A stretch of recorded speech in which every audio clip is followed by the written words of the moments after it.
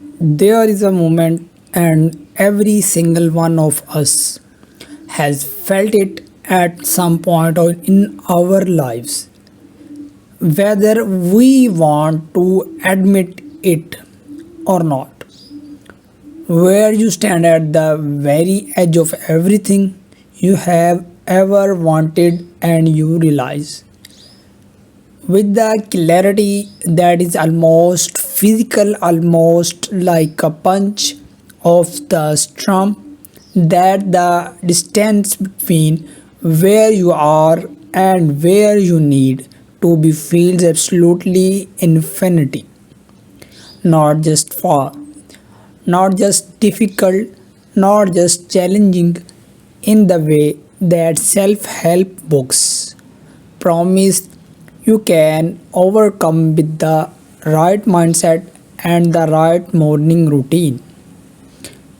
Infinite, like the universe itself, has drawn a line in the sand and crossed it arms and dared you to cross it. And the terrifying part, the thing that keeps you staring at the ceiling at 2 in the morning, is that you don't know whether you are going to make it.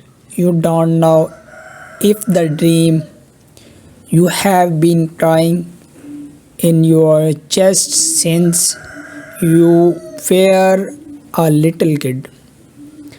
The dream that has been the thing that kept your feet accept things as they are. You don't know if it is actually yours to have, or if the world gave you that dream just to watch you chase it forever, just to see what you would sacrifice for something that was never really waiting for you on the other end.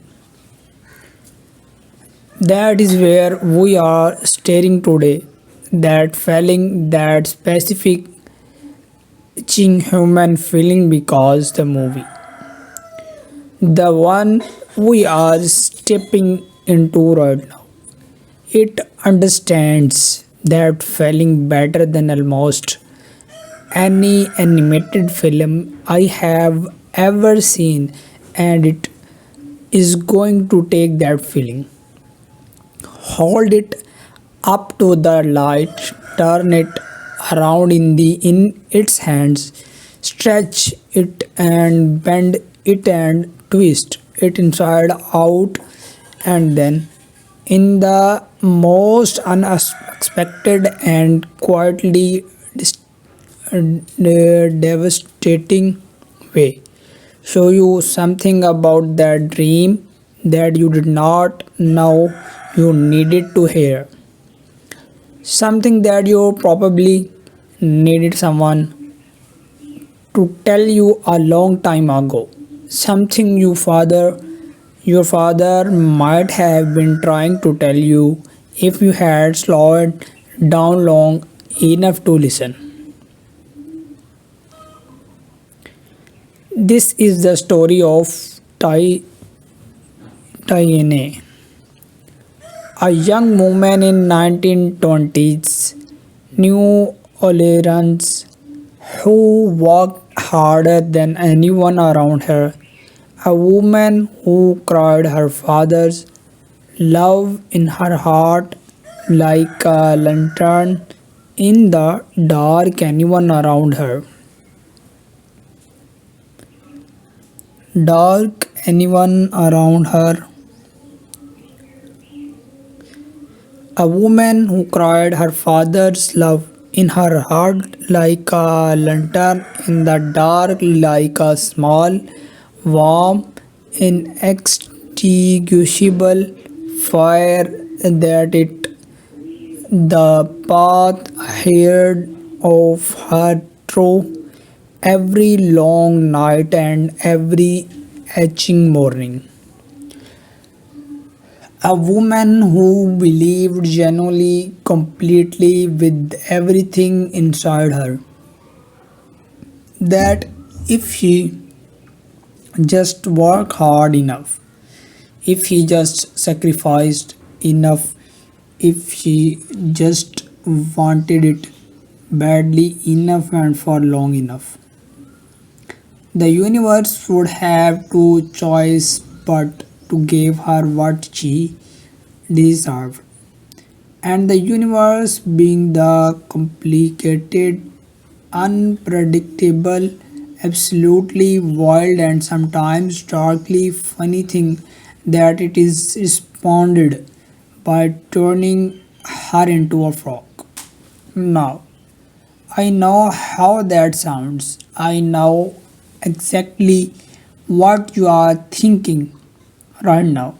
But stay with me because that what Ron Seligman and John Musker did with this film in 2009, what the quietly, carefully, lovingly and brilliantly bullet underneath the jazz and the magic and the glittering lights of the most musically alive city in America is something that deserves so much more credit than this movie has ever been given. And by the time we fish her today, I genuinely believe you are going to see it differently.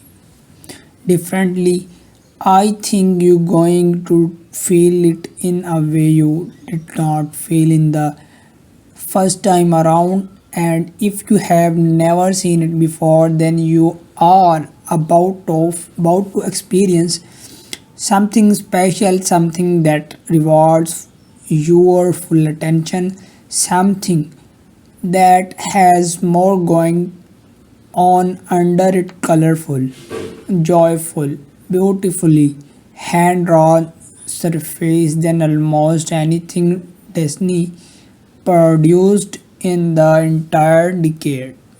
So let's go back, let us go all the way back to where this story begins, to the year 2009 and to the American animation landscape that excited when this film arrived in theaters.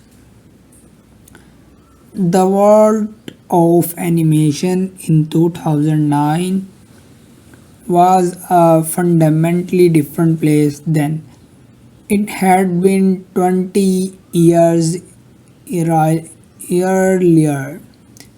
Pixar had happened, Pixar had come in and rewired anyone's understanding of what animated storytelling could do, what emotional territory it could explore, what level of technical and narrative sophistication audience were willing to bring to a cartoon. Finding Nemo had made people weep in public about same. The Incredibles had made superhero films feel intimate, while E had spent its first half hour without dialogue and healed the entire audience. Spellbound Picture has raised the bar so highly that every other animation studio was either chasing it or trying to find a different game to play entirely. DreamWorks had come in with attitude and events and deliberate scenes of cool The Shark franchise, Kung Fu Panda, How to Train Your Dragon, just around the corner, craving out of space. That was hyper big, more self aware than the traditional fairy tale format. Other studios were experimenting, the market was crowded, and Disney, the studio that had literally invented the modern animated fairy tale, the studio that had given us Snow White and Cinderella and Sleeping Beauty and the Little Mermaid and Beauty and the Beast and the Lion King, the studio that had built an entire culturally mythology around and Prince and the Dream and the Magic. Destiny had been struggling. The early 2000s had been genuinely difficult for the hordes that wait Walpole. There had been missteps, there had been experiments that did not connect with audience. There had been critical and commercial disappointments, and there had grown a creeping, uncomfortable scenes in the industry that maybe the era of hand-drawn Disney animation was simply over. That the technique itself, the actual craft of animation by hand, of creating the illusion of life through individual drawings layered end to end, was a relic that audience had moved on, that the future was digital, was three dimensional, was something else entirely. And then come the prince and the frog, and it arrived crying the weight of enormous expectations, enormous history, and one absolutely enormous cultural movement, because Diana was going to Disney first black princess. Let that sink in for a moment. Let it actually Cinderella actually slay after decades and decades of Disney princesses, after Snow White in 1937 and Cinderella in 1950 and Aurora in 1959 and Arrival in 9089 and Belly in 9091 and Jessamina 9092 and Jonards in 1995 and Mulan in 1998.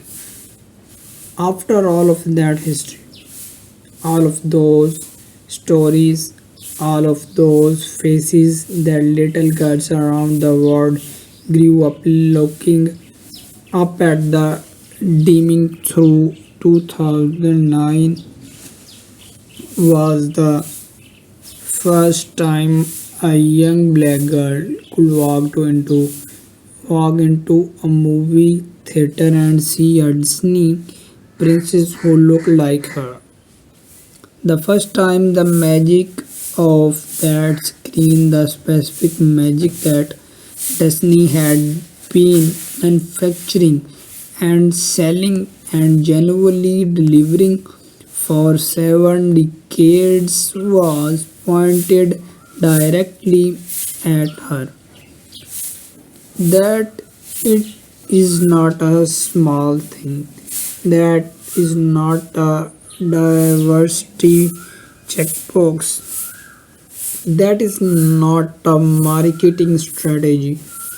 That is a profound and meaningful and long overdue cultural event. And the filmmakers knew actually what they were holding in their hands when they made this movie. They felt the weight of it, and to their enormous credit, they did not flinch. They chose New Orleans. And that choice alone, before a single frame was animated, before a single note of Randy Newman's extraordinary score was written, that choice tells you everything you need to know about the kind of story they wanted to tell. Not a generic European kingdom of indeterminate medieval origin. Not a fantasy world assembled from bits of half-remembered myth. Not a colorful, placeless somewhere that could be anywhere and therefore is really nowhere. New Orleans. A real city. A specific city. Possibly the most culturally specific city in all of America. The most musically alive city in the country. A city with a soul so distinct, so layered, so complicated and gorgeous and tragic and celebratory all at once that you simply cannot set a story there without that city becoming a character in its own right. A city built on the banks of the Mississippi River, built on land that floods, soaked in the sounds of jazz and blues and gospel and the second line, heavy with the colors of Mardi Gras, carrying a history that is both luminous and deeply, deeply dark, that is both the most joyful place in America and a place that has known extraordinary suffering and loss. They set this movie in New Orleans on purpose. Deliberately. With love and with a great deal of research. And every frame of this film breathes that city. It lives in it. It could not exist anywhere else. The story opens and immediately you feel it. That warmth, that beautiful hand-drawn texture, that quality of light that only exists when human hands have made every line of it. The animation in this film is something special. Something that was already becoming rare in 2009 and is rarer still now. There is an imperfection to hand-drawn animation. Not a flaw, but a living quality, a warmth, the sense that something human passed through this work and left its fingerprints in it, that digital perfection, for all its staggering achievement, cannot quite replicate. You feel it from the first frame here. This world has been drawn. Lovingly, painstakingly, by human hands and human hearts. We open in a house. 2 little girls. Charlotte LaBeouf, the daughter of the wealthiest man in New Orleans. Big Daddy LaBeouf, a man of enormous good nature and even more enormous wealth, sitting in her room that is so lavishly appointed, so stuffed with the evidence of privilege, so pink and ruffled and magnificent in its excess that it feels like a fairy tale before the fairy tale has even started. And reading to Charlotte is Eudora, Tiana's mother. A seamstress, a warm and dignified woman who has worked for the LaBeouf family for years and brought her daughter along with her tonight. Eudora is reading a fairy tale, the story of the Frog Prince, and Charlotte is receiving it with her entire being. Charlotte is completely, totally, helplessly enchanted. She is the kind of little girl who believes in fairy tales the way other people believe in arithmetic, with absolute, foundational, unshakable certainty. The prince is coming. The kiss will happen. The happily ever after is not a question of if but only of when. The world is already arranged for Charlotte LaBeouf's fairy tale ending. She has simply to wait for it. And sitting right there beside her, on that same bed, hearing that same story, is little Tiana. And even at this age, even as a small child, you can see the difference. You can see it in her face the moment the story reaches the part about kissing the frog. Charlotte lights up. She is practically vibrating with the idea. Tiana's face does something very specific. It scrunches up in the way that only children can scrunch their faces, with a complete and utter absence of social filtering, communicating without words that she would rather undergo a dental procedure than kiss a frog. These 2 girls, side by side, hearing the same words, and already the divergence is there. Already the story is showing you who they are and who they are going to be. Charlotte is built for fantasy. She wants the fairy tale, and she wants it now, and she wants it in the most extravagant, romantic, excessive version available. Tiana is built for reality. She is already, at this young age, practical in a way that is both admirable and slightly heartbreaking, because practicality in a child usually means they have already learned something the world did not need to teach them yet. We follow Tiana home, and the distance between Charlotte's world and Tiana's world is rendered with such careful, loving attention that it never feels like a lecture about inequality, it just feels like truth. Tiana's home is small. It is genuinely, honestly small. But it is warm in a way that Charlotte's enormous, decorated, perfect room is not. Warm with use, warm with living, warm with the accumulated presence of people who love each other in the straightforward, daily, unglamorous way that is the realest kind of love there is. And her father, James, is cooking. James. We need to spend some real time with James, because he is the emotional engine of this entire film, and he is only on screen for a handful of minutes. He is played, voiced, with such natural, unforced warmth and such quiet dignity that he feels immediately, completely real. He is not making a grand gesture. He is not delivering a speech. He is cooking. He is making gumbo in a small kitchen in a small house in New Orleans, and he is making it with his whole heart, and his daughter is right there beside him, and the music is playing somewhere, and the smells of that kitchen are so vividly rendered by the animation that you can almost smell them through the screen. And this scene is doing more emotional work than all the spectacle that comes later. Because this is the scene that plants the seed. This is where Tiana gets her dream. James does not just cook. He shows Tiana, in the way that only a parent can show a child something, through demonstration rather than instruction, through feeling rather than explanation. He shows her that food is love. That when you feed someone something made with your whole heart, you are giving them something more than nutrition. You are giving them a moment of connection. A moment of warmth. A moment where the world becomes exactly the right size and everything difficult about it recedes for a little while. He feeds the whole neighborhood.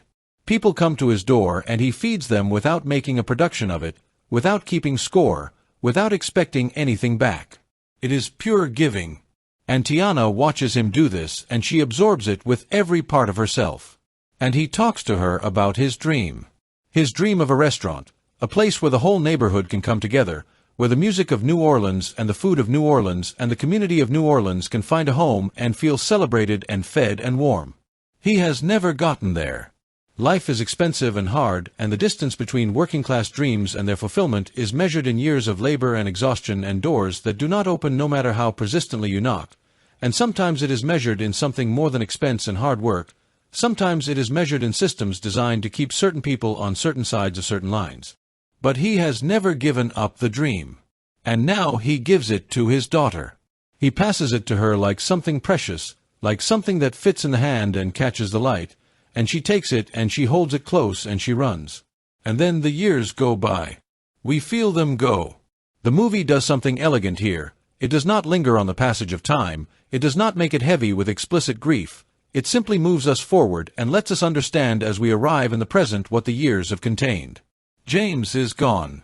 We understand this without being told directly. The absence of him is in everything. In the way Eudora looks when Tiana talks about the restaurant, in the way Tiana herself carries the dream, with a kind of ferocious tenderness that speaks to grief as much as ambition. She is working for him. She is carrying him forward. She has made herself into the vehicle of his dream because she cannot let him have simply disappeared without something of him remaining in the world. And she works. My God, does she work? 2 jobs, dawn to dark, every single day. She moves through New Orleans like a woman with a timer running. She is efficient and focused and absolutely, relentlessly, almost frighteningly driven. She waits tables at a fancy uptown restaurant where the patrons are wealthy and the tips are good, and she is excellent at her job. Quick and professional and completely invisible in the way that service workers are made invisible by the people they serve. And then when that shift ends, she goes to her other job. And between jobs, she is calculating. She has a jar at home, a simple glass jar, a beautiful visual emblem of everything she is doing and everything it is costing her, where she puts every coin, every dollar she can save, building slowly, brick by careful brick, toward the day when she will have enough to buy the old sugar mill and turn it into her restaurant. Her mother watches this and loves her and worries about her in the specific way that mothers worry.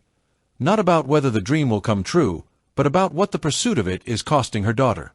Eudora sees what Tiana cannot always see herself, that she has built the dream so tightly around sacrifice and discipline that she has left almost no room in her life for anything else. No time for friends, no room for romance, no space for the kind of spontaneous, unplanned, unproductive joy that makes a life feel like a life rather than a project. Every moment that is not work is a moment that could be work. Every dollar not saved is a dollar not in the jar. Every conversation not about the restaurant is a conversation that costs her something she can never get back. And this is the movie's quiet, radical central question, posed in the first 10 minutes and not answered until the last 10. Can you build a dream so completely around sacrifice and forward motion that you arrive at the destination and find you left the life you were supposed to be living somewhere back along the road? Charlotte LaBeouf, meanwhile, has grown into exactly the person the movie hinted at when she was 7 years old.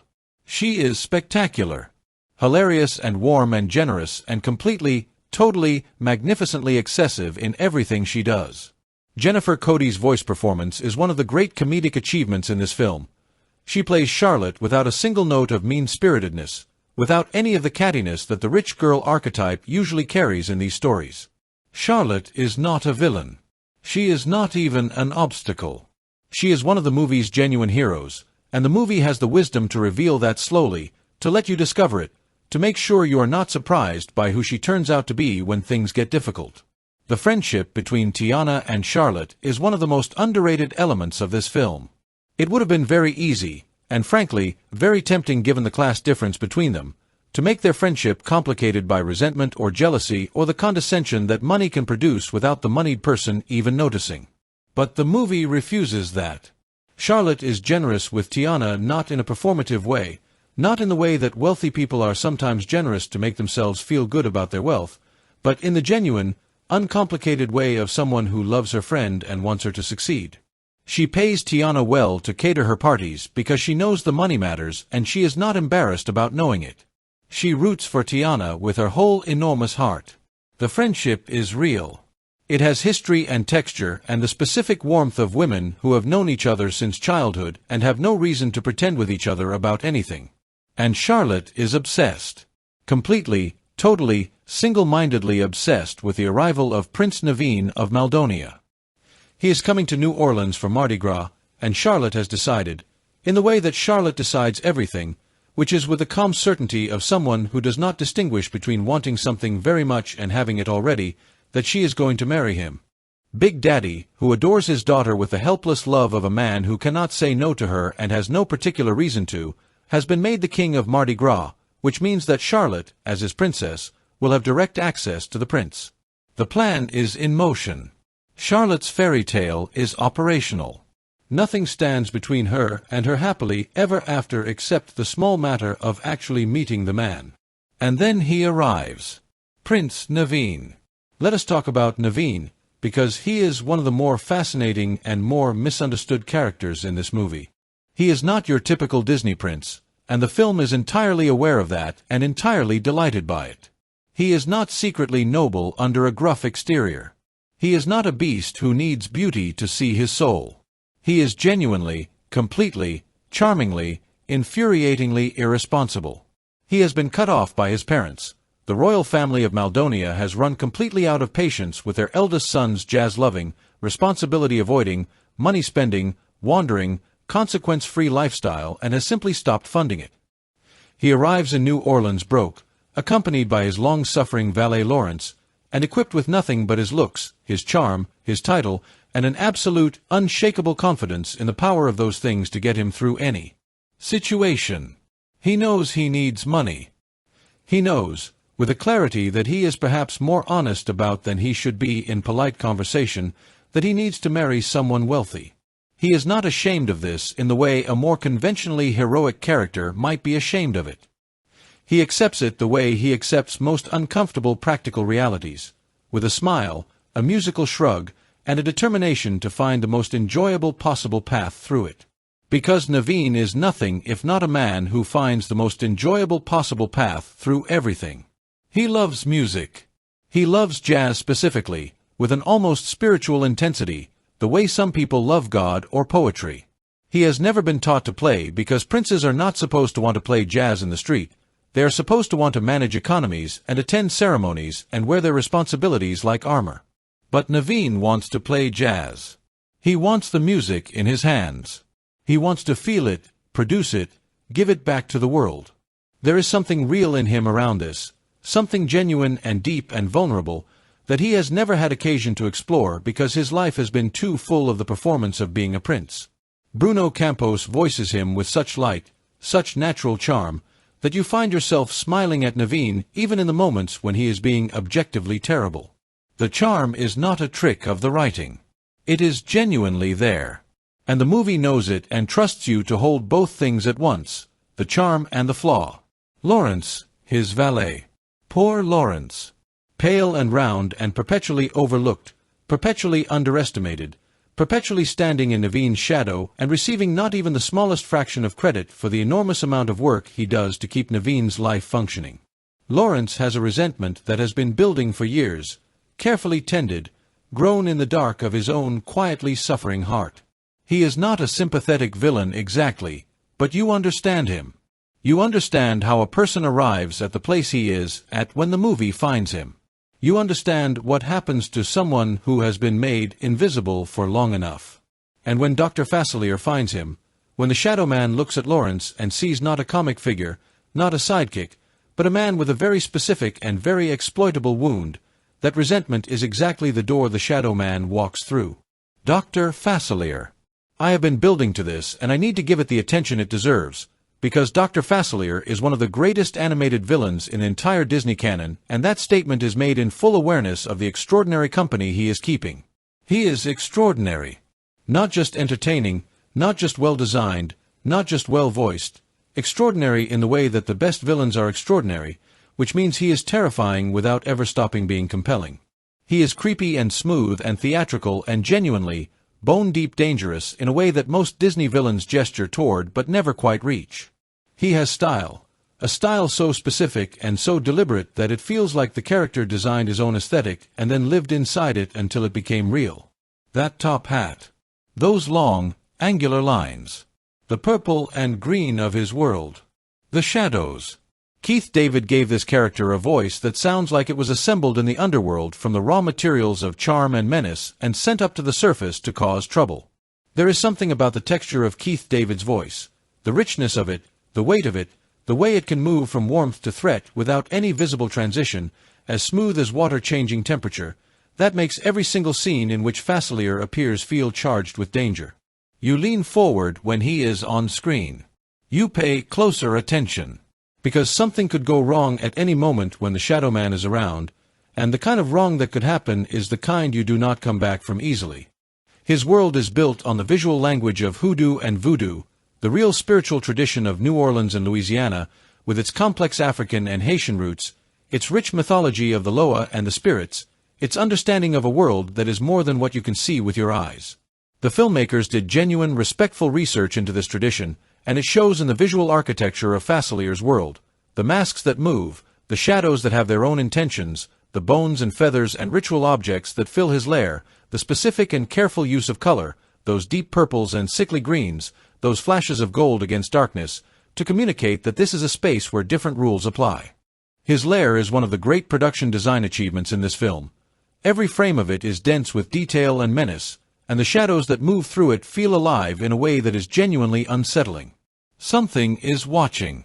Something is always watching. And his friends on the other side. These are not metaphorical friends.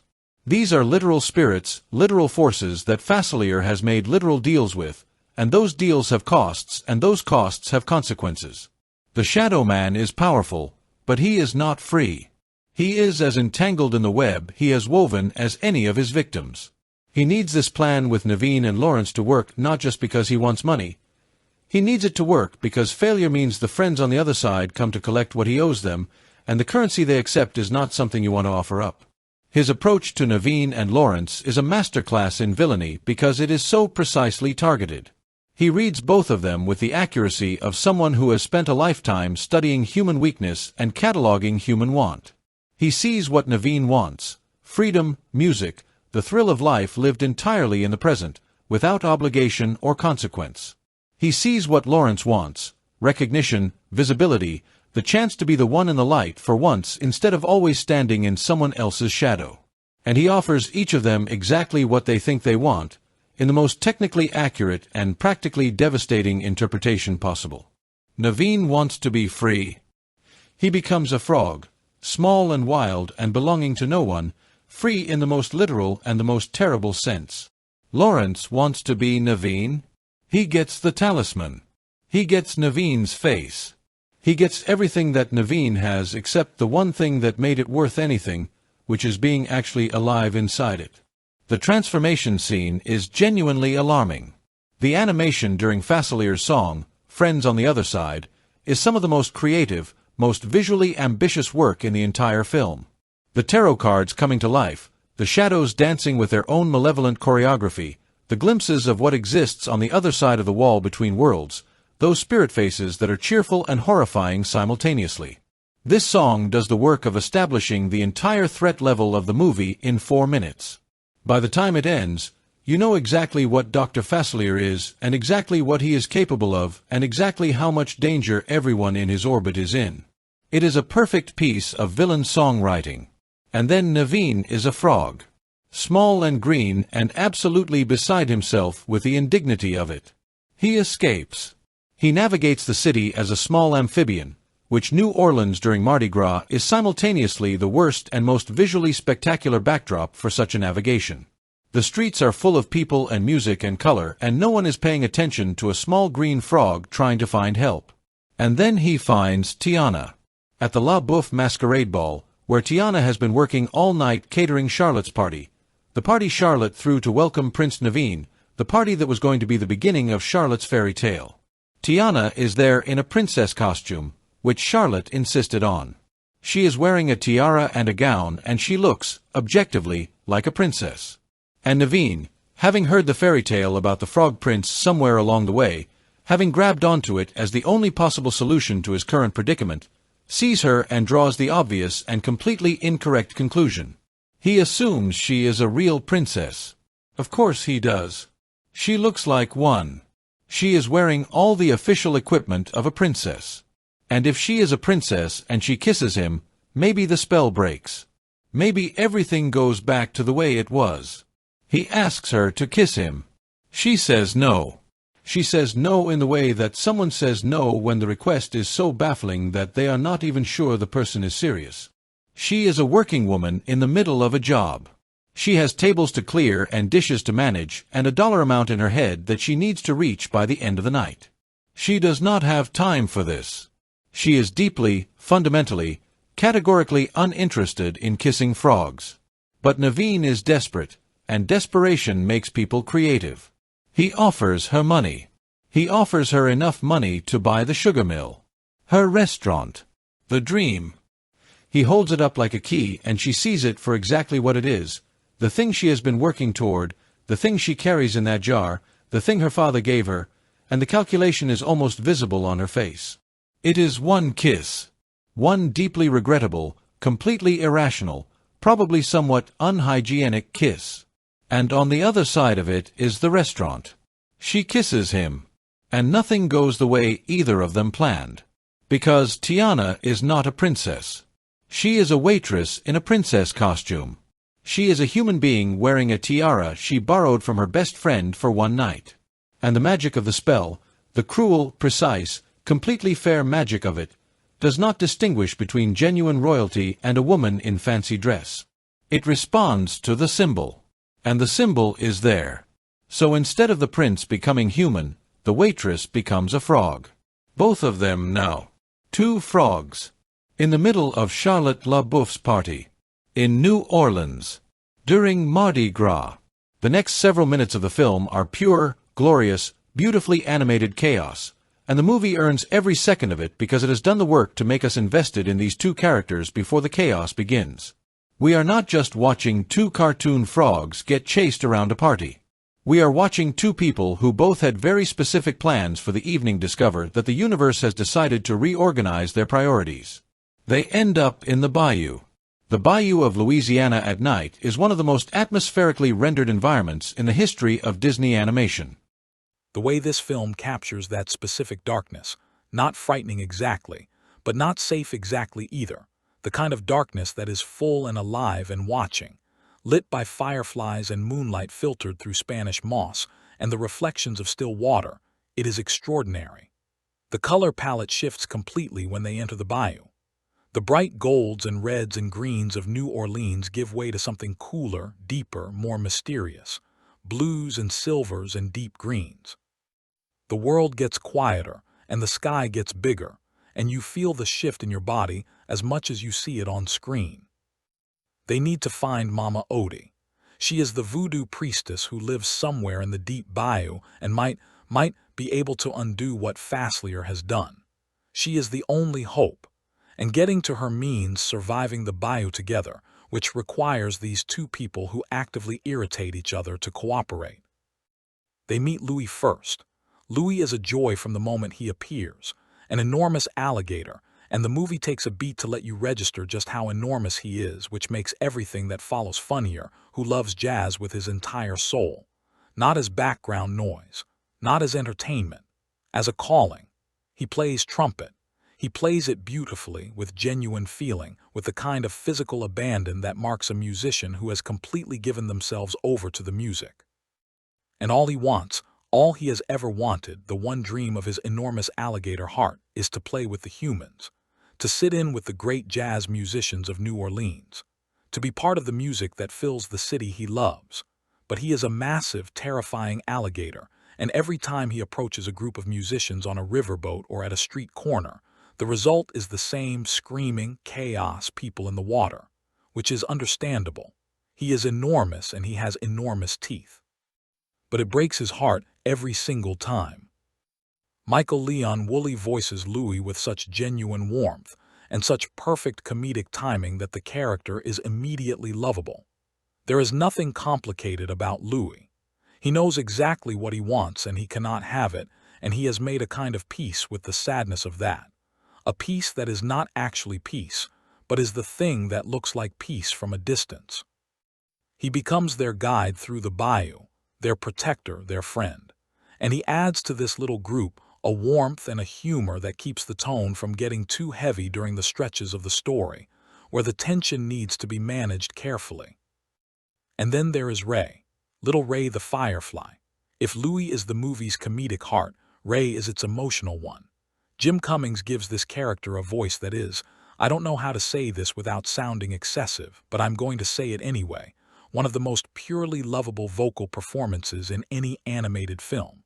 The Louisiana accent is warm and thick as honey. The voice is old and a little cracked and completely full of love. Ray is ancient in the way that small creatures who have survived everything are ancient, full of wisdom that came from paying close attention to what actually matters. And what actually matters as far as Ray is concerned is love. Specifically, the love of his life, the great love, the one he has devoted his entire existence to, Evangeline. Evangeline, Ray will tell you, is the most beautiful firefly that has ever lived. Her light is the most beautiful light in the sky. She is his everything, his poetry, his songs, and Ray has songs he has written for Evangeline, songs that make the bayou go quiet because even the creatures of the swamp can hear that something real is being expressed. He talks about her with a reverence that is almost religious. And he is not wrong about the light. The light is real. It is there, every night in the same place, exactly as beautiful as he says. The light is the evening star, not a firefly, a star. And the movie lets this sit without comment for a long time because it understands that the truth of what Ray feels is more important than the literal truth of what Evangeline is. The love is real. The devotion is real. The way that light makes Ray's whole face change, the way it makes him soft and quiet and completely himself, that is real. Does it matter that the object of it is a star rather than an insect? Does it change anything about the quality of the feeling? Ray would say no. Ray would say that love is love and light is light. And if your light is up in the sky, that just means you have to look up more. Ray sees what is happening between Tiana and Naveen before either of them can see it themselves. He sees it the way someone who has loved deeply and completely can always see it in others, with perfect, uncomplicated clarity. And he smiles his little firefly smile, and he decides that whatever he can do to help that love find its way, he will do it. Because Ray is the kind of person, the kind of being, who considers helping love happen to be among the highest possible uses of a life. Their journey through the bayou is the movie's great middle section, and it is doing so much work that it is almost dizzying when you pay close attention. On the surface, it is an adventure, 2 frogs and an alligator and a firefly trying to find a legendary voodoo priestess in the Louisiana swamp, while various things try to catch or eat them. It is funny and exciting and visually spectacular, and it moves with real energy. But underneath the adventure, the movie is doing something quieter and more important. It is letting Tiana and Naveen see each other. Naveen is, as Tiana discovers very quickly, completely useless at anything practical. He has never had to be useful. He has never had to cook or clean or organize or plan or solve a problem with his own hands.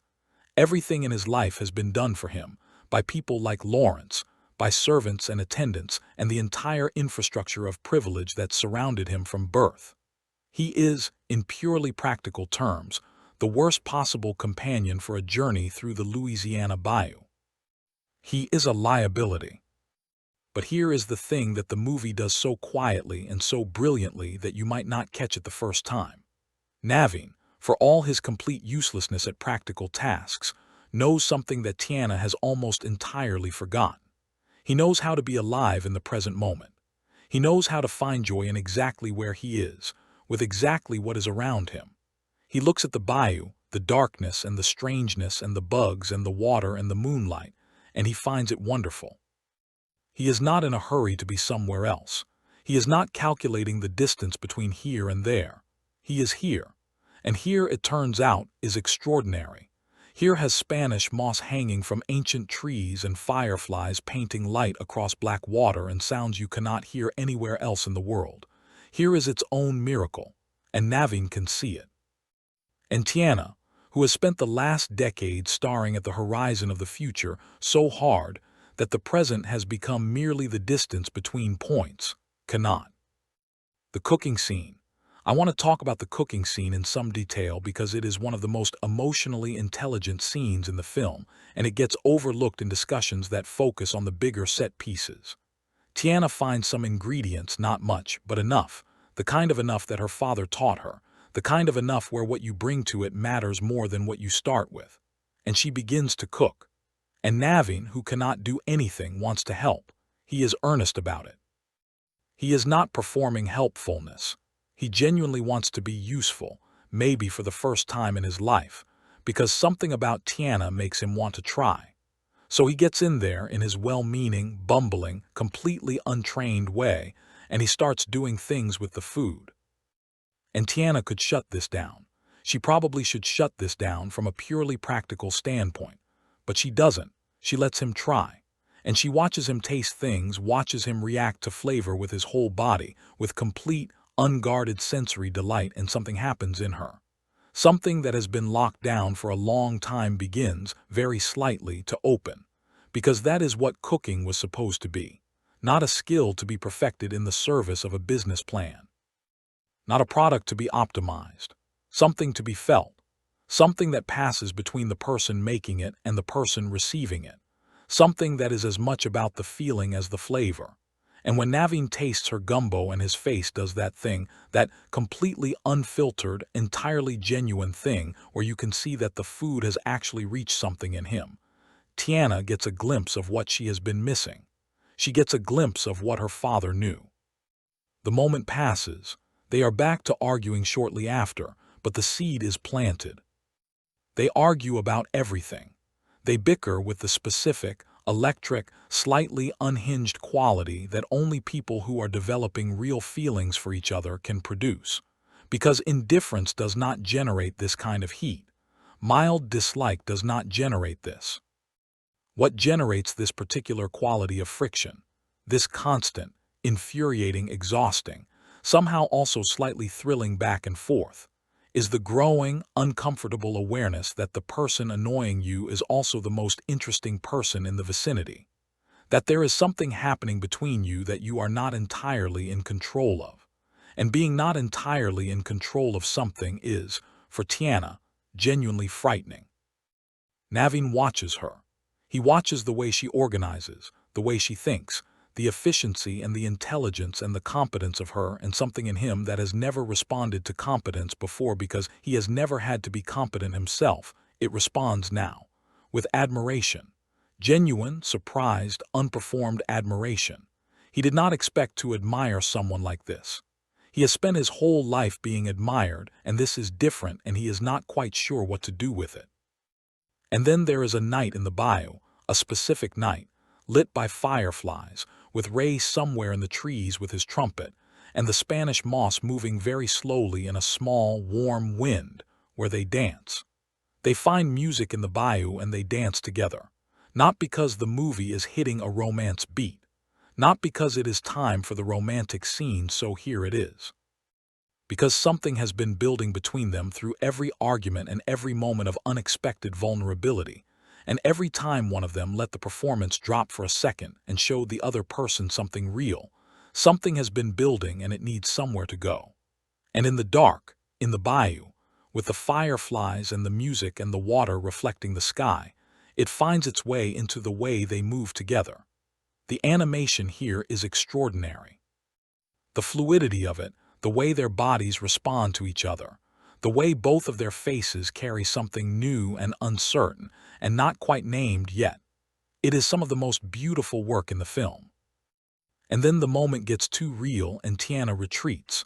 Back to the plan, back to the restaurant, back to the thing she knows and can control. Because whatever is happening here is something she cannot put in a jar and count and calculate toward a goal, and that frightens her in a way that the shadow man himself does not quite frighten her. Meanwhile, back in New Orleans, the other story is moving. Lawrence in Naveen's face, wearing the talisman, moving through the city with Dr. Faslier pulling strings in the background. The false Naveen is charming Charlotte, getting closer to the wedding, getting closer to the moment when the plan reaches its completion. And Faslier's shadows move through the city like agents, like extensions of his will, watching everything, reporting back, making sure nothing gets in the way of what needs to happen.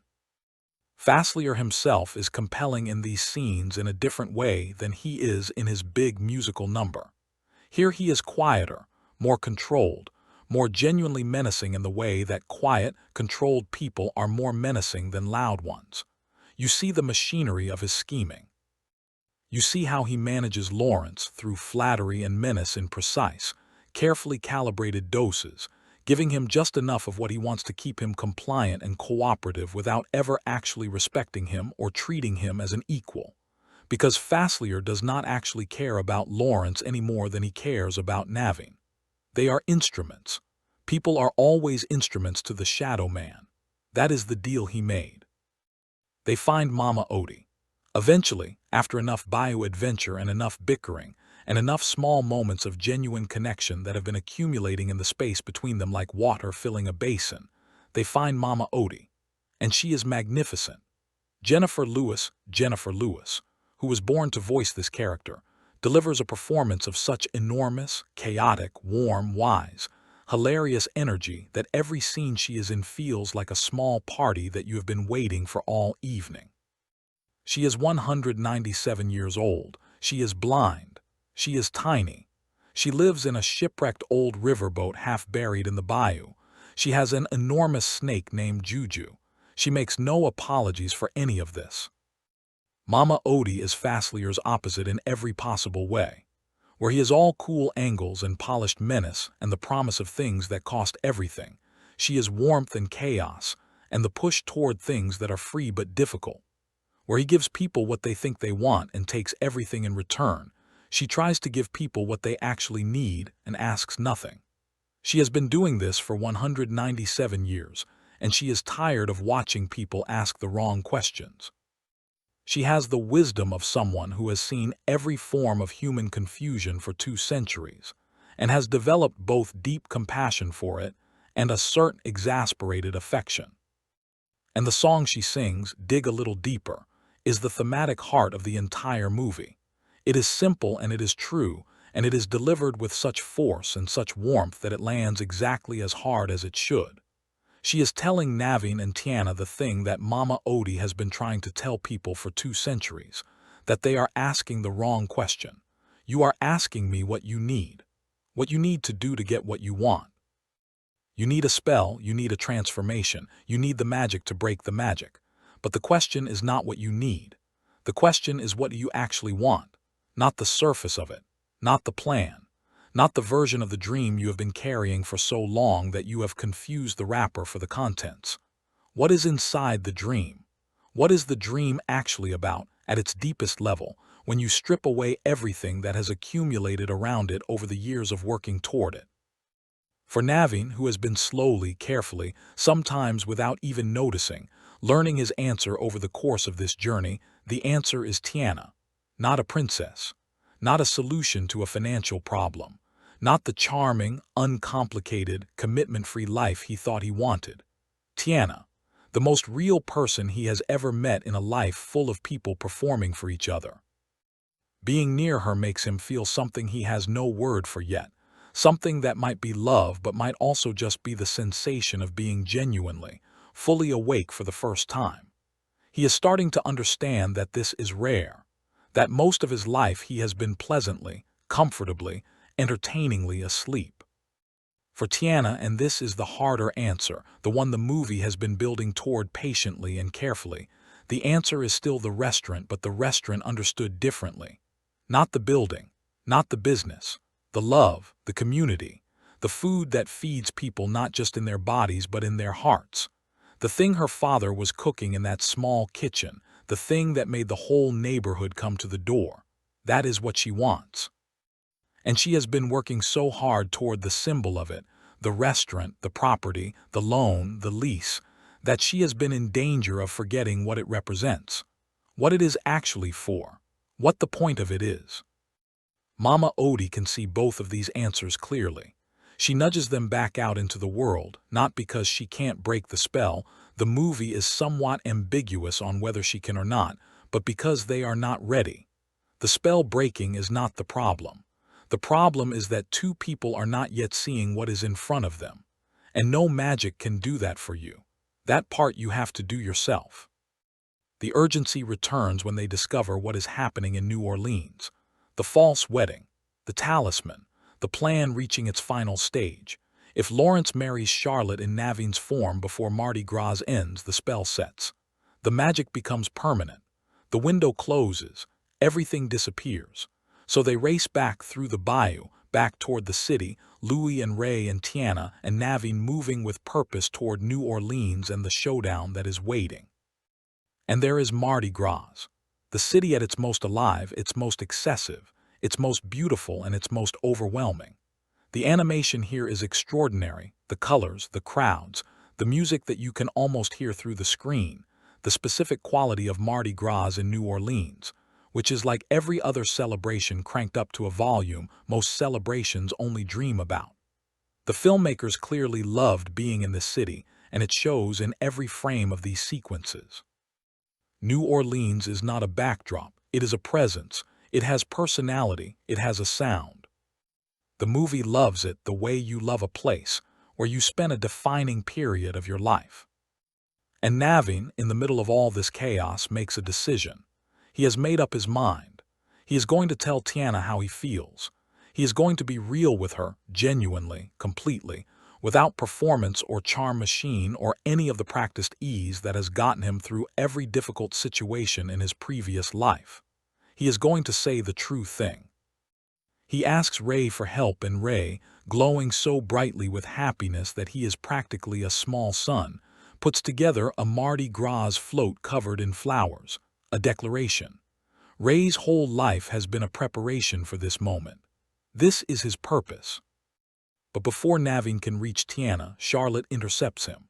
Charlotte, who has figured out pieces of what has been happening, who is trying to help, who grabs the wrong frog in the confusion and chaos of Mardi Gras. Charlotte tries to kiss the frog she thinks is Naveen.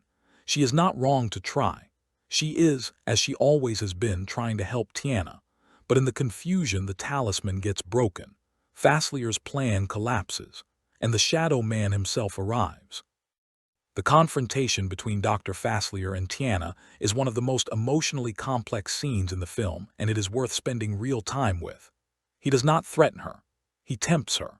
He shows her in his crystal ball, with the precision of someone who has spent 197 years minus a few decades watching people and learning what they most deeply want. He shows her the restaurant, fully realized, exactly as she always imagined it, the sign with her father's name. The tables set, the music playing, the lights warm and golden, the door open and the neighborhood coming in. Everything she has been working toward, everything she sacrificed, everything her father dreamed, right there, a heartbeat away. And you can see her want it. This is the moment that Anika Noni Rose does something absolutely extraordinary with her voice, and the animators do something equally extraordinary with Tiana's face. You can see the pull. The physical, visceral, almost gravitational pull of the thing she has wanted for so long. It is right there. All she has to do is take it from Faslier's hand. And she smashes the talisman. She destroys it, destroys the magic, destroys the shortcut. In doing so, she destroys the restaurant again because the vision was real. Faslier could have given it to her, but everything Faslier gives has a price paid in something you do not want to lose, and she does it anyway. She does the right thing. In the most difficult possible moment, with the thing she wants most in the world being held out to her, she does the right thing. And then the friends on the other side come for Faslier. This scene is genuinely terrifying in the way that the best Disney villain endings are terrifying, not gratuitous but not soft either. There is no reprieve. The masks descend. The spirit faces gather. The darkness reaches up from below. Faslier screams, and he is gone. And there is only a small tombstone left where he stood, a neat little marker with his face carved into it, which New Orleans is going to walk past every day and not think about, because New Orleans has seen things and it does not bother itself unduly about the markers of the fallen. But the talisman is smashed, and the restaurant is gone, and Tiana is standing in the wreckage of Mardi Gras knowing she did the right thing and feeling every ounce of what it cost her. She has nothing in her hands, again, still. The jar is metaphorically empty again. And then Ray, dear, dear Ray. In the chaos of everything, in the confrontation, in the fall of Faslier, Ray gets hurt. Not in a way the movie hides from you, not in a way it softens. Ray is hurt, and the hurt is mortal, and the movie sits with it. It does not cut away. It does not resolve it quickly. It lets you stay with the dying light of the little firefly who loved a star and sang about her and gave everything he had to helping the people around him find their way to love. The warmth going out. The glow dimming, the small voice going quiet. There is a funeral, a firefly funeral in the Louisiana bayou, and the way the other fireflies gather quietly in their hundreds, their lights creating a moving constellation over the dark water, is one of the most beautiful images in the film. It is heartbreakingly simple. No big emotional score swelling underneath it, just the bayou and the fireflies and the quiet. And then a star appears in the night sky, a new one, right next to Evangeline, and everyone who is watching knows. The characters know, and you know. And you are going to feel it whether you were prepared for it or not, because the movie has spent the last hour making you love Ray, making you understand what Ray means, making you feel the purity and the completeness of his love for his star. And now he is with her. I'm not going to say anything more about that. I just want you to know that this moment, this small, quiet, devastating, beautiful moment, is one of the great emotional achievements of this film. Jim Cummings and the animators created something that people have cried at for 17 years, and they will cry at it for a long time to come. Charlotte finds Tiana and Naveen as frogs, and she understands. She hears enough to understand what happened, who Naveen is, who he was trying to get to before things fell apart, and she offers to kiss him, right there, to give up her Mardi Gras princess moment, the thing she has been building toward since she first heard about this prince arriving, the fairy tale she has organized her entire emotional life around. She offers it up for Tiana. Because Tiana is her best friend and Tiana is in love with this man, and Charlotte would set fire to her own happily ever after to give Tiana the life she deserves. This is Charlotte's great moment. This is when the movie reveals who she actually is underneath all the comedy. Not because the comedy was false, the comedy is real, she is genuinely, gloriously excessive and hilarious, but because under all of it is a person of genuine quality. Someone who loves with a generosity that does not keep score and does not perform. The fairy tale was Charlotte's whole life, and she is willing to let it go, for her friend. The clock strikes midnight, Mardi Gras ends, Charlotte's princess moment expires, the kiss doesn't work. And they are still frogs. And Tiana and Naveen are in the bayou in the dark with nothing solved and everything lost. And Naveen looks at her, and he says it. He tells her not with the charm machine running, not with anything to offer, not from a position of strength or title or anything except the raw truth of what he feels. He tells her that wherever she is, whatever form she takes, whatever the circumstances, he wants to be there. That she is the one, that he loves her, simply, without performance. Without any of the smoothness that has defined his entire approach to the world. Just the true thing, said plainly, with his whole heart. And Tiana, who has been running so hard and so long that she had almost lost the ability to stand still and feel something, she feels it. She says it back. And then they get married, right there in the bayou. Two frogs in a simple ceremony that Ray would have loved, surrounded by the creatures of the bayou and the quiet of the night and the light that Ray has become overhead. And they kiss. Not the strategic kiss, not the transactional kiss, not the kiss that was supposed to break the spell from the beginning. The real kiss, the one that comes from the real thing. And the spell breaks. Not because of a princess, not because of a title or a technicality or a loophole in the magic, because when Tiana married Naveen, she became a princess. Princess Tiana. And the kiss that flows from that, the kiss between two people who have actually found each other, who have actually grown into who they need to be through what they went through together, that kiss is enough. The spell breaks. They are human. They are themselves. And they are together. And then they get the restaurant. This ending is important in ways that I do not think are always fully appreciated. Tiana gets the restaurant. She actually gets it. The dream is real. It comes true. The movie is not saying that dreams do not come true or that working hard is misguided or that ambition is the problem. It is saying something more complicated and more true, that the dream comes true as part of a life, not instead of one. That Tiana's restaurant is what it is because of everything she went through to get there, including the swamp, including Naveen, including the moment she chose the right thing over the easy thing, including the grief and the growth and the love. The restaurant is not separate from the journey. It is the journey made permanent and beautiful and open to everyone. And when she opens those doors, when the lights come up and the music starts and the people of New Orleans come in, she looks at the photograph of her father on the wall. She sees him in the room even though he is not there.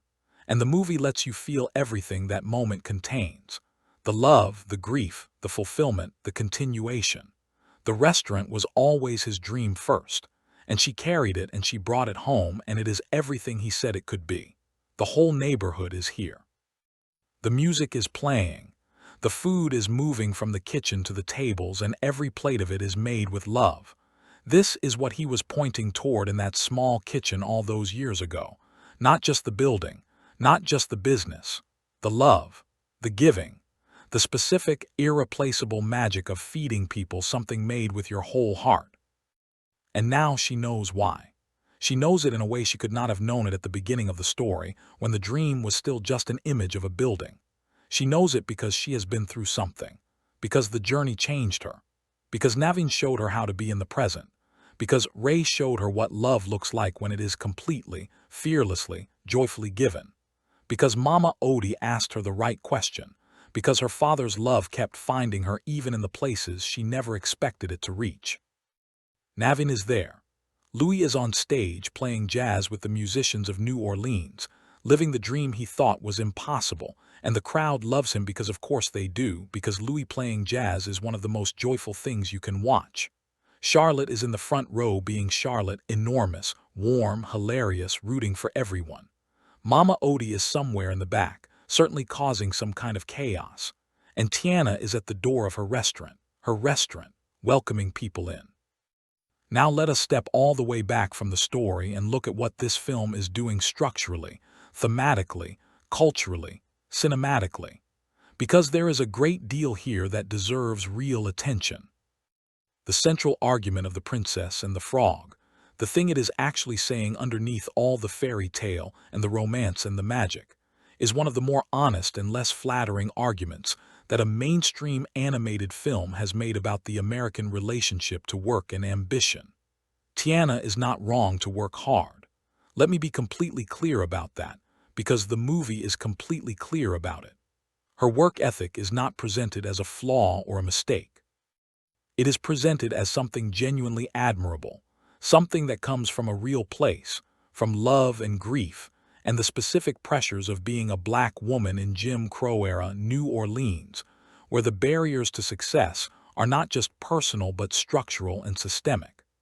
Her discipline and her intelligence and her ambition are real strengths, and the movie celebrates them.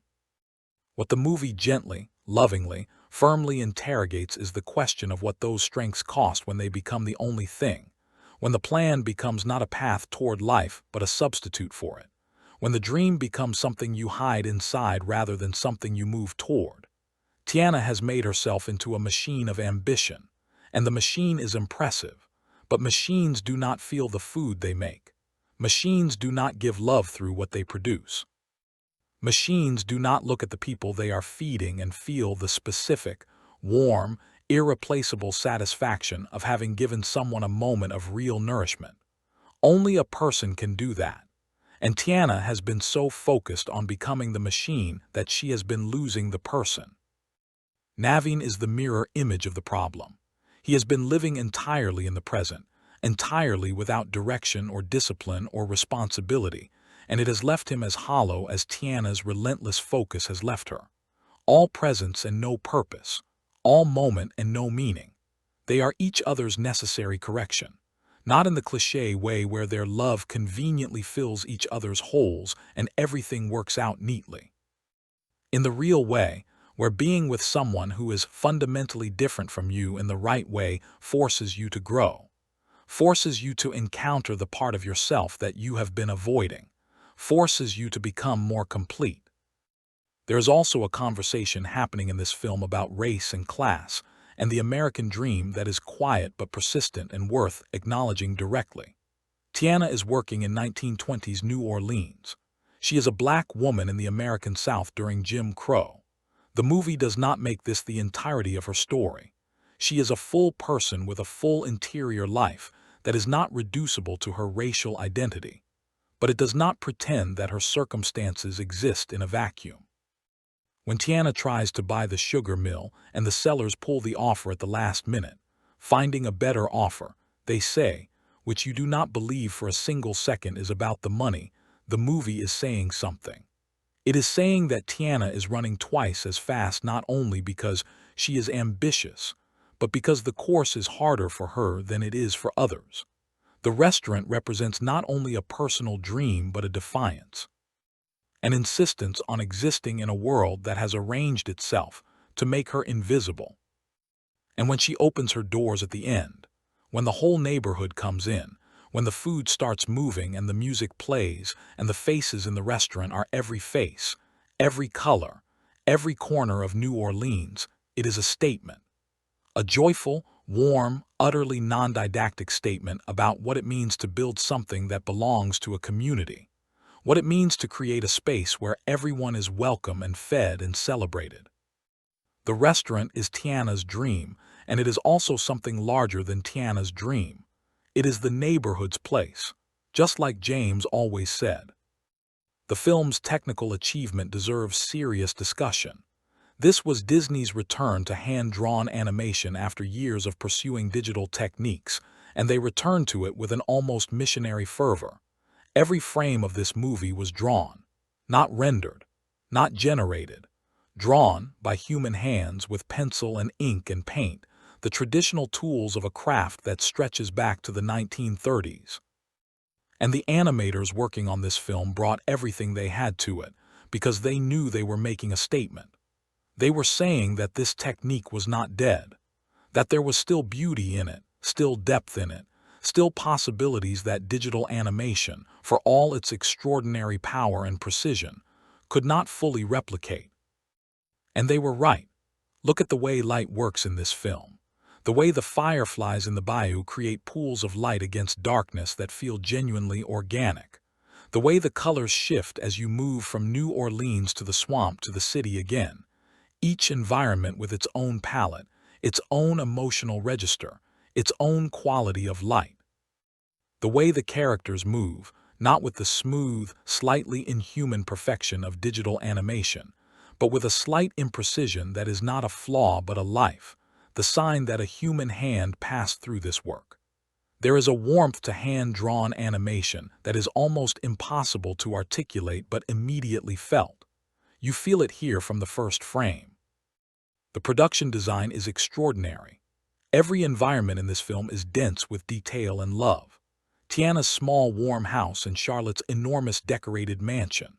The uptown restaurant where Tiana waits tables in the grimy bayou, and the glittering, overwhelming spectacle of Mardi Gras. Faslier's lair, those purples and greens and feathers and bones and masks and mirrors, that sense of a space where something has been summoned that should not have been summoned and has left a stain in the atmosphere. Mama Odie's wrecked riverboat, which somehow manages to be chaotic and warm at the same time, like the woman who lives in it. Every space in this film tells you something about the people who inhabit it. Randy Newman's score. Let us talk about Randy Newman's score with the full reverence it deserves, because what Newman did for this film is extraordinary even by the standards of extraordinary film scores. He is one of the great American songwriters, a man whose voice is so specific, so rooted in American music, so capable of moving between sentiment and irony and genuine warmth without ever losing its footing, and he brought all of it to New Orleans and let the city transform it. The result is a score that does not feel like a score attached to a movie. It feels like the movie was grown inside the music, like the music was always there in the streets of New Orleans, waiting for these characters to walk through it. Almost There is perfect. It is perfect in the way that very few songs in any genre or any medium are perfect, where the music and the lyrics and the voice and the moment all line up with such precision that you feel it as a single unified thing. It captures Tiana completely. The ambition and the sacrifice and the love for her father and the dream that is almost real, the sense of being so close that you can taste it, so close that the years of work feel like they might finally be worth it. The animation during this sequence, the shift to a graphic, stylized Art Deco style that references the dreams of the Harlem Renaissance, is one of the most visually striking choices in the film. It tells you where Tiana's dream lives, not just in 1920s New Orleans, but in the larger American black cultural moment of the era, in the Harlem Renaissance's fusion of art and ambition and beauty, and the insistence on being seen. Down in New Orleans opens the film with such generous, warm, inviting energy that you feel at home in this world before you have even met the characters. Newman's love for New Orleans is in every note of it, in the specific musical vocabulary he draws from the jazz, the blues, the gospel, the second line, in the way the song feels like it is coming up from the ground of the city itself. Friends on the Other Side is, as I've said, one of the great villain songs, but I want to say something more about it than just that it's great, because it is doing something more interesting than most villain songs do. It is not simply establishing Faslier as a threat. It is telling you his whole story in 4 minutes. It is telling you what he is and how he got there and what the cost of the power he wields is, because the friends on the other side are not just his tools. They own him. He needs this plan to work as badly as his victims need to escape it, because failure means those friends come to collect. Faslier is not free. He made a deal, and the deal makes him dangerous, but it also makes him desperate. That desperation is there in the song, underneath all the showmanship. He needs this to work. He needs this. And that need makes him more frightening, not less. Dig a little deeper is the movie's hymn, Mama Odie's sermon. The moment where the film says its true thing out loud and trusts the audience to receive it. Jennifer Lewis's performance here is one for the ages. She plays it like a gospel song, like something she has been needing to say for a very long time, and the warmth and the force of it is something you feel in your chest. And Ma Belle Evangeline, Ray's song, the love song to his star. Jim Cummings plays it completely straight, no winking at the audience, no acknowledgement that this is a firefly singing about a celestial body, and the utter sincerity of it is what makes it work. Because Ray is not confused about what Evangeline is. Ray has made a choice about where to put his love, and he has put it there completely, without reservation, without embarrassment. And the beauty of that, the beauty of loving something with your entire heart, without holding back, without protecting yourself against the possibility that it might not be exactly what you think it is, that beauty is what Ray is singing about. And it reaches you. The voice cast as a whole is working at an extremely high level throughout this film. Anika Noni Rose's Tiana is one of the great vocal performances in Disney history, and I think that statement is underappreciated. She brings a groundedness to the role, a realness, a sense of lived experience, a quality of genuine human emotion beneath the animation that makes Tiana feel like a person rather than a princess archetype. Rose never allows Tiana to become a symbol or a lesson. She keeps her human in every moment, even the moments where the script is reaching for something thematically big. The voice performance keeps it personal. It keeps it real. Bruno Campos builds Naveen with remarkable skill and subtlety over the course of the film. The transformation from charming lightweight to genuinely feeling person is completely believable because Campos never plays it as a switch being flipped. He plays it as a gradual, reluctant, slightly surprised discovery. Naveen finding out things about himself that he did not know were there, things that have always been there but have never had occasion to surface before. By the time Naveen makes his confession in the bayou, it lands because you have watched him become capable of making it. That arc is entirely in the voice performance. Keith David as Faslier is definitive. There is no other casting. There could not be. The combination of David's voice and this character is one of those perfect alignments that you cannot imagine having happened any other way. That feels retroactively inevitable. Every word Faslier speaks in this movie has been given texture and dimension and danger by Keith David. It is a masterwork. Jennifer Lewis as Mama Odie, Jim Cummings as Ray, Michael Leon Woolley as Louie, John Goodman as Big Daddy LaBeouf, and Jennifer Cody as Charlotte, perhaps the most surprising performance in the film in the sense that you might not expect Charlotte to be as moving as she is, and Cody gives her a genuine interior life that makes her sacrifice at the end of the film feel earned rather than convenient.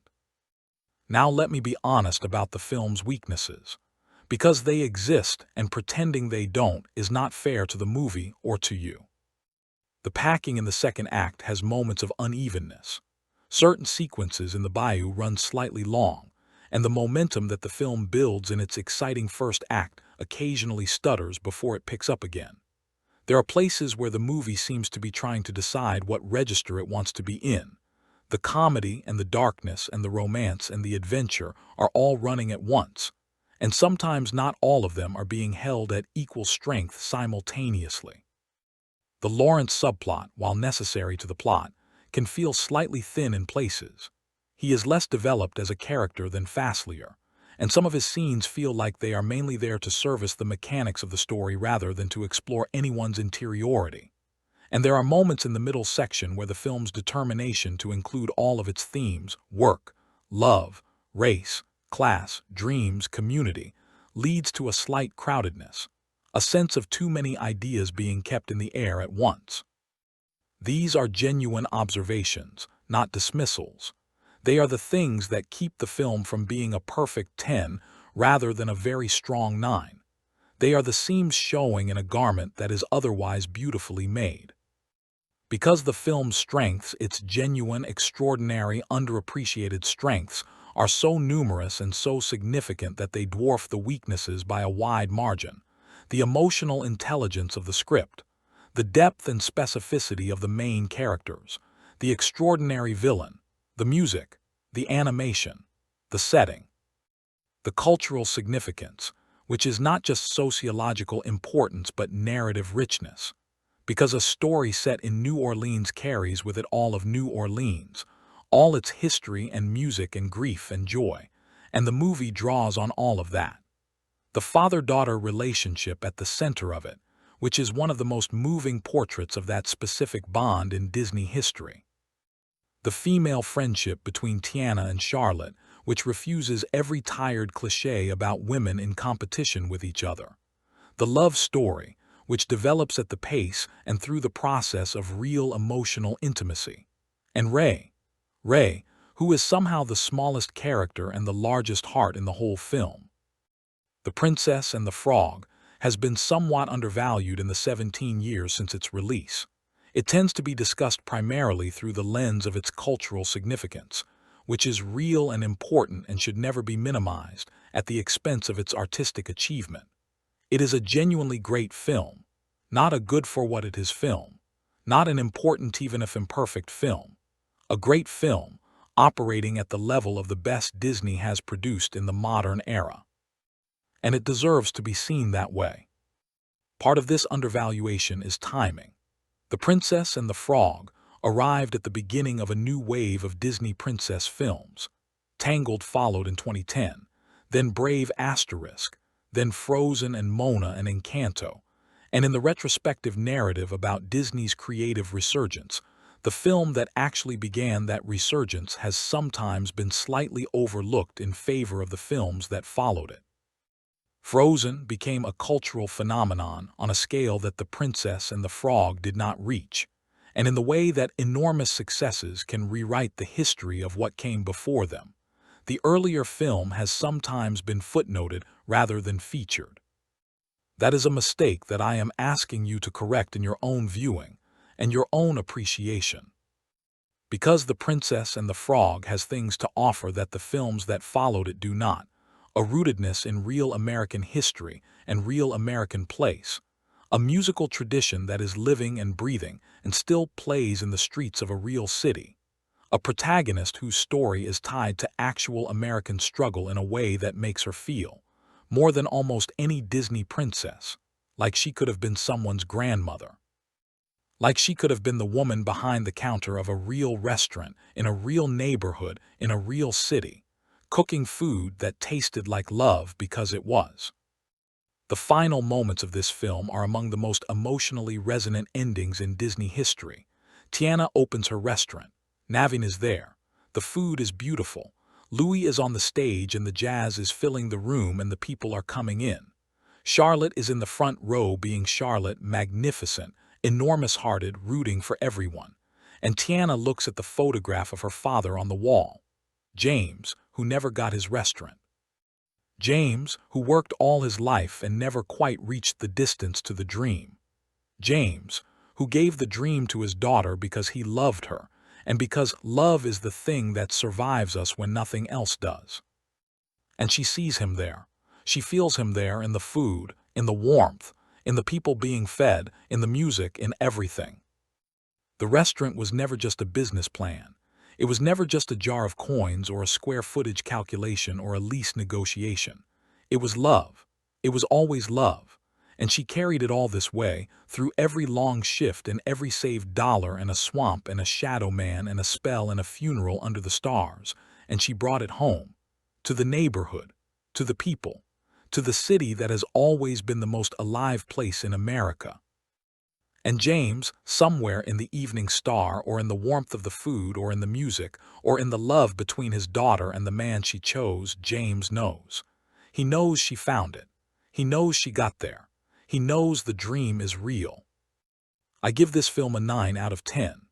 And not a reluctant 9, not a 9 with asterisks and qualifications, but a generous, admiring, deeply meant 9 from someone who has watched it carefully and found in it something that rewards every bit of attention you give it.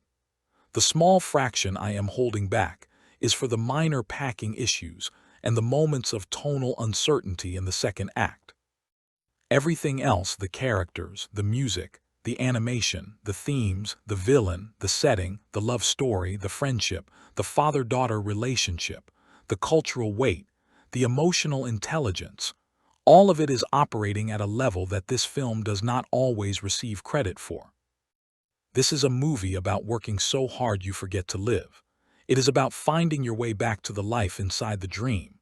It is about a prince who had everything except a reason to be alive, and a woman who had the reason but had forgotten how to feel it. It is about love that grows in the dark of a swamp when neither person was looking for it. It is about a firefly who loved a star and was absolutely, completely, entirely right to. It is about a father who gave his daughter the most important thing he had, not the restaurant but the love that the restaurant was made of. It is about New Orleans, always New Orleans, with every heartbeat of it, every note of music and every beam of light and every complicated, gorgeous, beautiful, grieving, celebrating thing it is and has always been.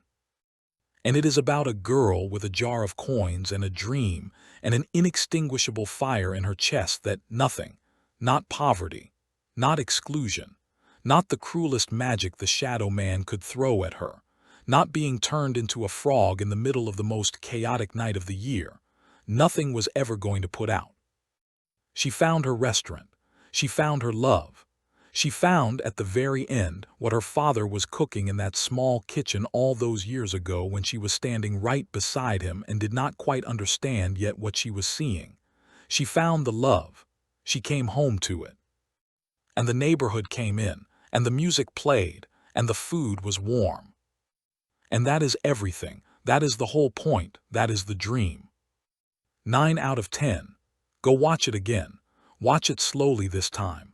Watch Ray, and maybe tonight make something for someone you love with your whole heart and see what it gives back to you. Thank you for spending this time here. Stay curious, keep watching, and never stop reaching for the thing that is almost there.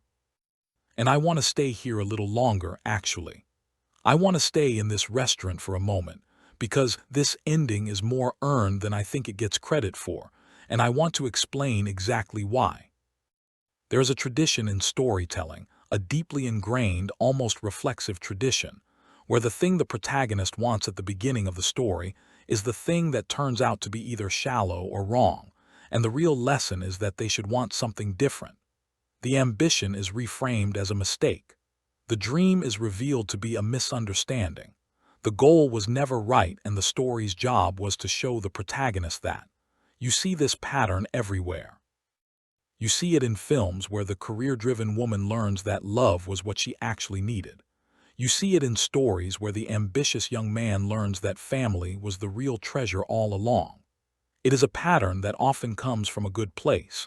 It is trying to say that external success is not the same as internal happiness, but it has a troubling tendency to invalidate the protagonist's original desire, to suggest that wanting success was itself the error.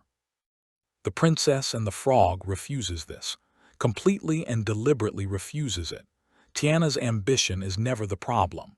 Her desire for the restaurant is never reframed as shallow or misguided. At the end of the film, she has the restaurant and she has the love and she has the community, and the movie presents all of these as equally real, equally hard-won, equally deserved. The lesson is not that she should have wanted something different. The lesson is that she should have wanted what she wanted more completely, should have understood the restaurant not as a destination, but as a vehicle for love, should have let herself be alive on the way there rather than treating the journey as an obstacle to be survived. That is a much more honest and much more nuanced thing to say. It does not dismiss Tiana's work ethic or her ambition. It does not tell her that what she wanted was wrong. It tells her that she was right about what she wanted, but that she had narrowed herself down to only part of why she wanted it. And the journey, the impossible, magical, heartbreaking, beautiful journey, gave her back the fullness of the dream. This matters a great deal when you think about who this story was made for. A young black girl watching this film in 2009, or 2010, or 2020, or today, Watching Tiana work with that fierce, dedicated, brilliant intensity, watching her sacrifice and plan and build toward her dream, that girl deserves to see that work validated. That the dream is real. That the restaurant is real. That the woman who worked for it gets to have it. Not as a consolation prize for learning to relax, not as a nice side effect of finding the right prince, as the thing she actually built through her own intelligence and her own labor and her own love. Tiana earns her restaurant. She earns it through everything the story puts her through. And the movie gives it to her and does not apologize for giving it to her and does not qualify it with the suggestion that maybe she should have wanted something else all along. That is not a small thing to do. In the history of princess storytelling, in the long tradition of animated fairy tales, that is actually a radical and important thing to do. Now, there is another layer to this film that I want to explore, and it has to do with the nature of magic in the story and what the different kinds of magic represent. There are essentially three kinds of magic in The Princess and the Frog asterisk. There is Faslier's magic, the dark deal magic, the magic that comes from the other side, the magic that costs everything and gives you the cruelest version of what you asked for. It is transactional magic. It is the magic of exploitation, of someone finding your deepest want and turning it into a weapon against you. It promises transformation and delivers imprisonment. There is Mama Odie's magic, the old, wise community magic, the magic of knowledge and sight and the ability to see what people need when they cannot see it themselves. It is generous magic, magic that does not demand payment. Magic that is trying to help rather than to profit. But even this magic has its limits, because some things cannot be done by magic. Some transformations have to happen from the inside. And then there is the third kind of magic, the magic that breaks the spell at the end. The magic that comes from Tiana and Naveen finding each other in the dark and choosing each other honestly, without calculation, without anything to gain except each other.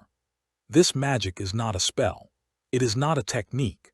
It is not something that was purchased from anyone on either side of any divide. It is what happens when two people grow into themselves and into each other at the same time. The spell breaks because something real happened.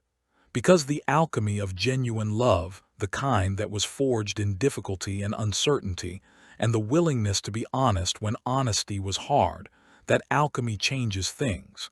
It has always changed things. The fairy tale logic of the original Frog Prince is simple and transactional. Princess kisses frog, frog becomes prince, magic is restored, end. The magic is external. The princess is incidental. The relationship is a mechanism. What this movie does is internalize the magic. The transformation at the end is not something that was done to Tiana and Naveen. It is something that happened in them. And the externalization, the becoming human, is just the physical world catching up to the internal truth of what has already occurred. This is why the marriage in the bayou, between two frogs in the dark, with nothing around them but the bayou and the fireflies and the star that is Ray. This is why that scene is the emotional climax of the movie rather than the opening of the restaurant. Because the transformation, the real transformation, happens there. Everything that follows is just the world arranging itself around what has already become true. The film is also doing something interesting and somewhat unusual for a Disney animated feature in its portrayal of New Orleans itself, as a place that carries both joy and pain simultaneously without resolving the tension between them. New Orleans is a city that has survived extraordinary trauma, storms, floods, poverty, the long history of slavery and its aftermath, systemic neglect, and it carries that history in its streets and its music and its food and its architecture. The joy of New Orleans is real and it is enormous, and it is something that has to be experienced to be understood. But it is not a joy that exists in the absence of pain. It is a joy that exists in the presence of pain, that has grown up alongside suffering rather than in spite of it. New Orleans celebrates because celebrating is the appropriate response to the difficulty of being alive, not because the difficulty has been resolved. This movie understands that. It captures it. The jazz that plays in the background of these scenes is not just atmosphere. It is the sound of a city that has found a way to be fully alive in the midst of everything the world has thrown at it. It is the specific music of survival and joy and grief, all mixed together in a way that only New Orleans has ever quite managed. And this is another reason why setting this particular story in New Orleans was such a profound and correct choice. Because Tiana's story, the story of a black woman in the American South working twice as hard to get half as far, carrying the dreams of her father, building something from next to nothing, finding love and community and a place for herself in a world that has not always been willing to make room for her, that story fits New Orleans. It fits the city the way a song fits the feeling that produced it. It could not have happened anywhere else and meant the same things. I also want to say something about what this movie does with the concept of dreams in a broader sense, because almost every character in this film has a dream. Tiana has her restaurant. Naveen wants music and freedom, and ultimately Tiana. Charlotte wants her prince. Louis wants to play jazz with the humans. Ray wants Evangeline. Even Lawrence wants to be seen, wants to be recognized, wants to stop being invisible. Even Fasslier wants something, though what he wants is so entangled with what he owes that it is hard to separate anymore. And the film treats each of these dreams with a certain seriousness, even the ones that seem silly. Charlotte's dream of the fairy tale prince is played for comedy, but the film never actually dismisses it. Charlotte is allowed to want what she wants.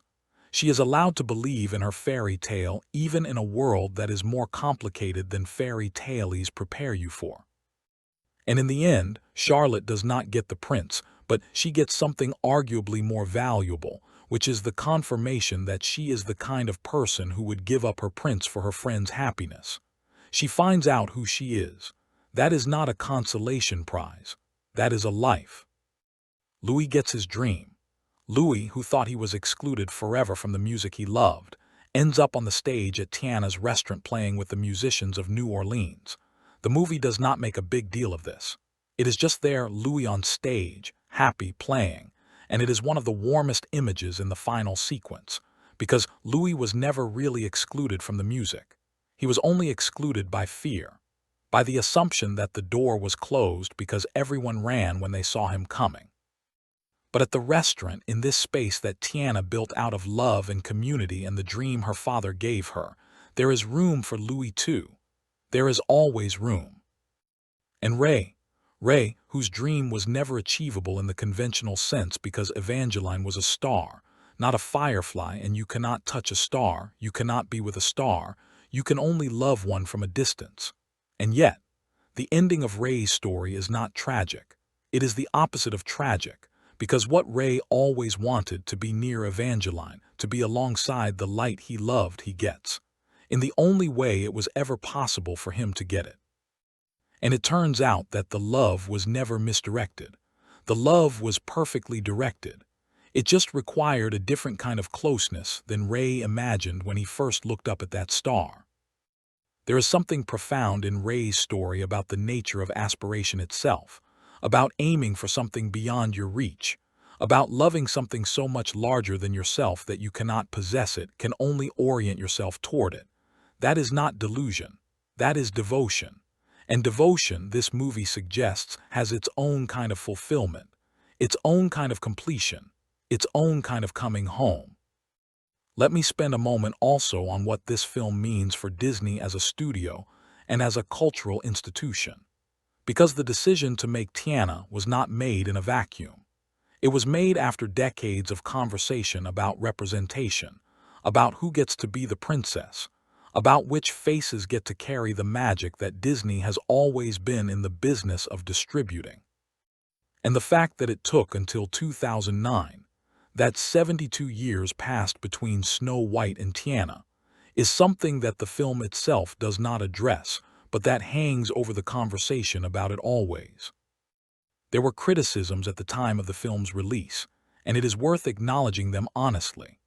Some critics observed that the first black Disney princess spends a significant portion of her own movie as a frog, which is a legitimate irony to note. Some felt that setting the film in the Jim Crow era meant the story was not able to fully celebrate Tiana's success without the shadow of the era's racism. Some wished the film had made more explicit space to address the systemic barriers Tiana faced rather than gesturing toward them. These are fair observations. They come from a real place, and they do not make the film worse than it is, but they are part of the honest conversation about it. Representation in storytelling is not a simple checkbox to be ticked and then moved past. It carries weight and it comes with responsibility, and the questions it raises do not have easy answers. What the film does, what it manages to do, whatever its limitations, is give a young black girl a princess who looks like her, and who is brilliant and driven and loving and complex, and who gets her dream and her love and her community and her place in the world. And in 2009, when that film was released, and in every year since, that has mattered. It has mattered to the girls who grew up watching it. It has mattered to the mothers who watched it with their daughters. It has mattered in the specific, personal, private way that seeing yourself on screen always matters, which is in a way that is not measurable by criticism or box office or awards, but that is felt in the body as something true and important and finally here. The film grossed $271 million worldwide against a production budget of $105 million. It received positive critical reception and was nominated for several Academy Awards, but its commercial performance was somewhat below the heights of later Disney princess films. And in the years following its release, the Disney animation department moved on to Tangled and the computer-generated aesthetic that would come to define the studio's output through the 2010s. The era of hand-drawn Disney animation that The Princess and the Frog was supposed to revive did not ultimately revive. The film was the last of its kind from the studio, and that adds a bittersweet dimension to revisiting it. There is something elegiac about it now, watching it knowing that the tradition it was celebrating and continuing was on its way out, that the hands that drew every frame of it were doing something that the studio was not going to ask them to do again.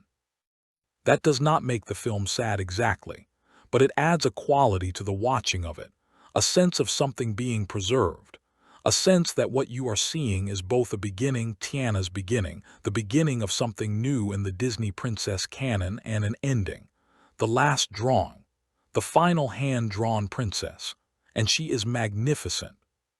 The legacy of The Princess and the Frog continues to grow. Tiana was eventually given her own attraction at Disney Parks, Tiana's Bayou Adventure, which opened in 2024, replacing the Splash Mountain attraction and bringing the characters and the world of the film into the parks in a way that represents significant investment and commitment by the studio. The character has remained beloved by audiences in the decade and a half since the film's release, beloved in a way that has resisted the cooling of initial enthusiasm that affects many films. People who saw this movie as children in 2009 are adults now, and they carry Tiana with them. They carry Ray with them. They carry James's small kitchen and the jar of coins and the restaurant and the food made with love. That is the kind of staying power that you cannot engineer. You cannot manufacture through marketing or franchise planning or strategic release timing. It comes from the film itself, from the truth that is in it, from the feeling of being genuinely seen and genuinely moved that a great piece of storytelling can produce. The Princess and the Frog has that kind of staying power, and 17 years on, it has earned every year of it. So, 9 out of 10. And I want to say one more time as clearly as I can what this film is actually about, because I think sometimes the magic and the frogs and the Mardi Gras can make it easy to miss the simple true thing at the center. It is about a father and a daughter. That is the foundation. Everything else, the prince, the shadow man, the bayou, the magic, the restaurant, all of it is built on top of that foundation. James and Tiana in a small kitchen making gumbo, passing love down through the generations the way love always travels, through the hands, through the food, through the showing of how to do something rather than just the telling, through being present with someone and letting them watch you live. Tiana got the restaurant, But what she got, underneath the restaurant, through the restaurant, as the living embodiment of the restaurant, was her father. She got to carry him forward into a world that did not always want to make room for people like him. She got to build the thing he dreamed of and fill it with the love he taught her and feed the neighborhood the way he fed the neighborhood, and hear the music the way he heard the music and know in her bones, the way you know the things that are most true, that she is his daughter, that she came from him, that the light he gave her never went out. That is the movie. The rest is beautiful and it is important and it is worth every bit of attention you give it. But that is the movie. The restaurant opens. The neighborhood comes in.